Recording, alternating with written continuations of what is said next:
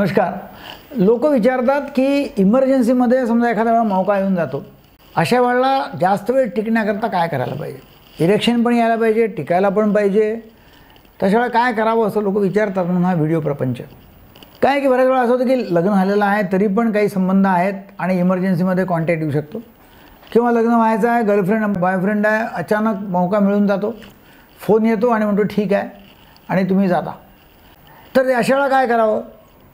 तर नंबर 1 हे पाहायला पाहिजे की इरेक्शन अशा वेळेला येईल याकरता टॅब्लेट्स घेणं आवश्यक आहे. मग तुम्ही सिल्डनाफिल, टाडालाफिल, वर्धानाफिल, अव्हॅनाफिल या गोळ्या घ्या. बाजारामध्ये जे मिलीग्राम मिळतात त्या मिलीग्राममध्ये प्रत्येकाचं विवरण शक्य नाही, पण तुम्ही अशा वेळेला जर डेफिनेटली सिल्डनाफिल घेतली, मतलब व्हायग्रा टाईप गोळी घेतली 50 मिलीग्रामची किंवा 100 मिलीग्रामची, फायदा होईल. नंबर 1.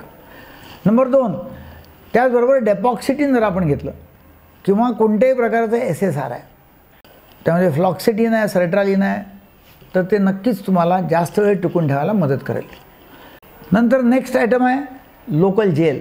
लायडोकेन, प्रालोकेन, झायलोकेन कॉम्बिनेशनच्या जेल्स मिळतात. तर या जेल जर लावल्या समोरून पाठीमागेपर्यंत तर लिंग पूर्ण नम होऊन जाईल आणि नम झाल्यानंतर लवकर पडणार नाही. म्हणजे ते काय क्लिअर? तर नम होईल आणि नम झाल्यानंतर प्रॉब्लेम आपला दूर होऊ शकतो. त्याचबरोबर आपण प्रोटेक्शन करताही आवश्यक आहे. ॲनेस्थेटिक कंडोमचा वापर करा, जेणेकरून लवकर पडणार नाही, नमनेस आणखीन वाढेल.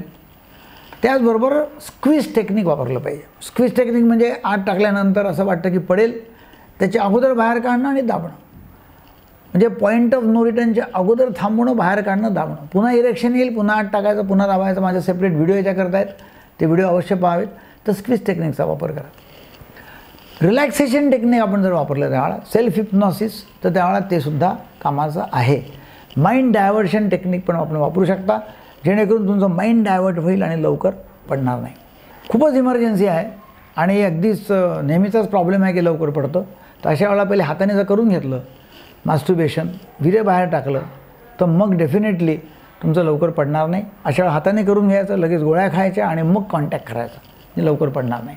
अशा तऱ्हेने केलं तर इमर्जन्सीमध्ये मौका जर आला तर ताबडतोब तुम्हाला त्यापासून राहत मिळू शकते, त्याचा फायदा तुम्हाला होऊ शकतो. व्हिडिओ चांगला वाटला तर लोकांना शेअर करा. Thank you very much.